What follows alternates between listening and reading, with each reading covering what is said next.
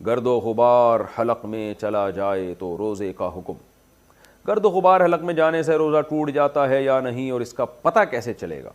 دانیال امین کراچی سے۔ دانیال امین صاحب، کراچی میں تو گرد و غبار ہی حلق میں جاتا ہے، پکوڑے تو بعد میں جاتے ہیں، سارا دن روزے دار کے منہ میں گرد و غبار دھول مٹی ہی جاتی ہے۔ اگر گرد و غبار کے منہ میں جانے سے روزہ ٹوٹ جاتا تو کراچی میں کسی کا بھی روزہ نہ ہوتا۔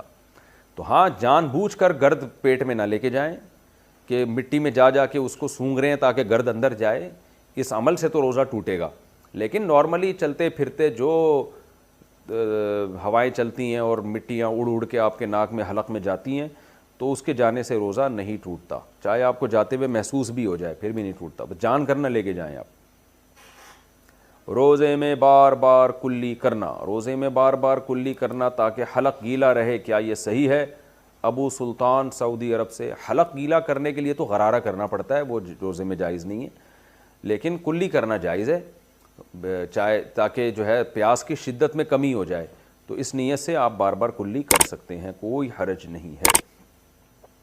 روزے میں کھانا بناتے ہوئے نمک چکھنا، کیا روزے کی حالت میں کھانا بناتے ہوئے نمک یا مرچ چکھ سکتے ہیں جبکہ فوری طور پر کلی کر لی جائے؟ ام طلحہ یو کے سے۔ مکروہ عمل ہے، ناپسندیدہ عمل ہے، لیکن اگر کھانے کے خراب ہونے کا، بیڑا غرق ہونے کا خطرہ ہے کہ میاں صاحب کو غصہ آ جائے گا، ان کا میٹر گھوم جائے گا، بچے پلیٹیں اٹھا اٹھا کے پھینکنا شروع کر دیں گے، امی یہ کیا کر دیا آپ نے، حلوہ ایسا بنایا اس میں تو چینی نہیں ہے، چینی کے بجائے نمک ڈال دیا آپ نے، یا نمک بہت کم ڈال دیا جاتا ہے تو بھی ذائقہ خراب ہو جاتا ہے، بعض دفعہ کھانے میں نمک تیز پڑ جاتا ہے اور میاں صاحب بلڈ پریشر کے مریض ہیں، کھا کے ان کی کھوپڑی اور ان کی سیٹنگ آؤٹ ہو گئی، سارا افطاری کا ہی بیڑا غرق کر دیا انہوں نے۔ تو ایسا خطرہ اگر موجود ہو تو پھر خاتون نمک چکھ سکتی ہیں، تو کھانا پکاتے ہوئے تھوڑا سا منہ پہ زبان پہ رکھ کے فوراً تھوک دیں اور اچھی طرح کلی کر لیں، تو اس کی گنجائش ہے۔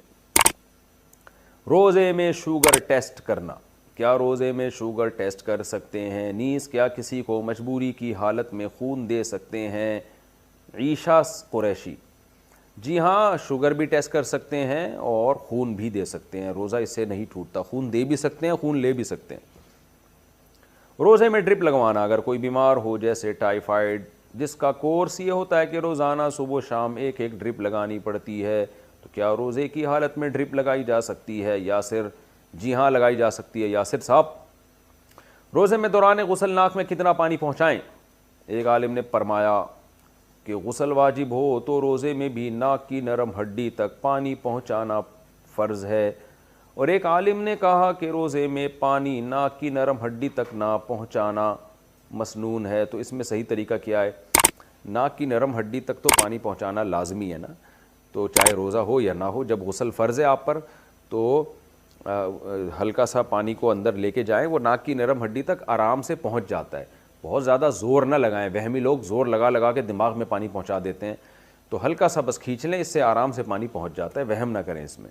دوستو، اس طرح کے اچھے بیانات سننے کے لیے ہمارے چینل کو سبسکرائب کرو اور ساتھ بیل کا آئیکن پریس کر کے آل سلیکٹ کرو۔ شکریہ، پھر ملیں گے نیکسٹ ویڈیو میں۔ اللہ حافظ۔